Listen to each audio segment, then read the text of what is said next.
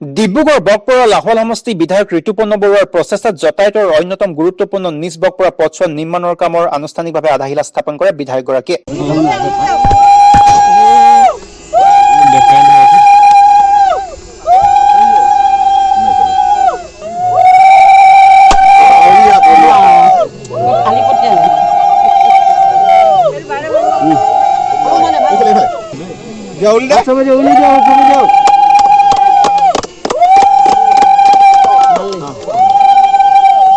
দেশ স্বাধীনতা সুদীৰ্ঘ বছৰৰ পাছতো বকপৰৰ অঞ্চলৰ অন্যতম গুৰুত্বপূৰ্ণ এই পথছোৱা পকীকৰণ নোহোৱাত ৰাইজে যাতায়াতৰ ক্ষেত্ৰত যথেষ্ট অসুবিধাৰ সন্মুখীন হৈ আহিছিল।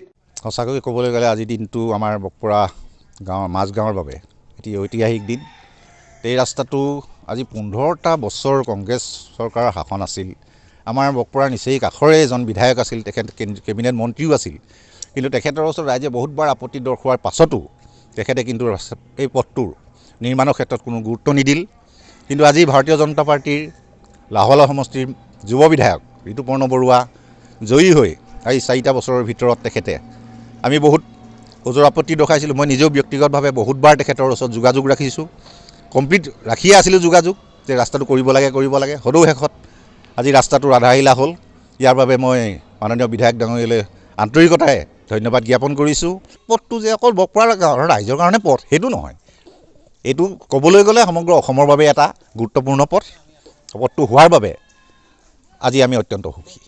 স্থানীয় ৰাইজে বছৰ বছৰ ধৰি বহু আবেদন নিবেদন কৰিও কোনো সুফল নধৰাত অৱশেষত বিধায়কৰ তৎপৰতাত পথছোৱা পকীকৰণৰ আধাৰশিলা স্থানীয় ৰাইজৰ মাজত সন্তুষ্টিৰ হাঁহি বিৰিঙাইছে। এখন খুব ঐতিহাসিক গাঁও আৰু কেইবাশ বছৰীয়া ঐতিহ্যৰে পৰিপূৰ্ণ এখন গাঁও, ঐতিহাসিক ডিব্ৰুগড় চহৰৰ গাতে লাগত এখন গাঁও। এই গাঁৱৰ মূল পথটোৰ নিৰ্মাণ সম্পূৰ্ণ হৈ হোৱা নাছিল আৰু আমি যোৱা বৰ্ষত SOPD আঁচনিৰ অধীনত প্ৰায় 1 কোটি প্ৰায় 53 লাখ টকাৰ পুঁজি আবণ্টন লাভ কৰিবলৈ সক্ষম হৈছোঁ। আৰু এগৰাকী এই ৰাস্তাটোৰ আৰু সুকীয়া বৈশিষ্ট্য আছে যে এই ৰাস্তাটোৰ কাম কৰিব এগৰাকী মহিলা ঠিকাদাৰে।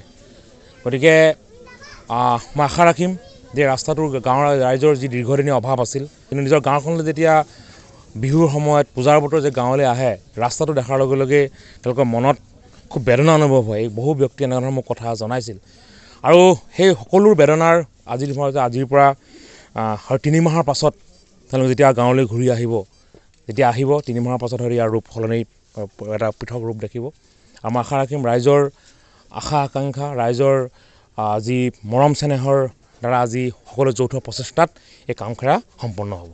শতাধিক ৰাইজে আধাৰশিলা অনুষ্ঠানত এইদৰে স্বতঃস্ফূৰ্তভাৱে অংশগ্ৰহণ কৰে। প্ৰায় 2 কিলোমিটাৰ দৈৰ্ঘ্য পথছোৱা নিৰ্মাণত ব্যয় হয় 1 কোটি 53 লাখ টকা আৰু এই দেশত স্থানীয় মহিলা ঠিকাদাৰ জুনু বৰাই এই কামৰ ঠিকা লাভ কৰিছে। মইতো খুব ভাল ধৰণে কাম কৰিবলৈ বুলিয়ে আগত মই বহুত বছৰ হ'ল, এতিয়া 10 চনৰ পৰাই মই কাম কৰি আছোঁ। কিন্তু এই ৰাস্তাটো মানে মোৰ মা ঘৰ, সেইটো কাৰণে মই বহুত সুখী মানে এই ৰাস্তাটো হোৱাৰ কাৰণে। মই বহুত কষ্টত এই ৰাস্তাটোত খোজকাঢ়িলোঁ, আজিলৈকে হোৱা নাছিলে। মা দেউতাটো ঢুকালেই, কিন্তু এতিয়া হোৱাৰ কাৰণে আজি নথৈ সুখী হৈছোঁ। তাৰমানে মই সেইকাৰণে মই নিজে ভালকৈ কাম কৰিবলৈ নিজে মানে ভাল লাগিছে আৰু ভালকৈ কৰিম বুলি আশা কৰিছোঁ আৰু। News desk report RVTV।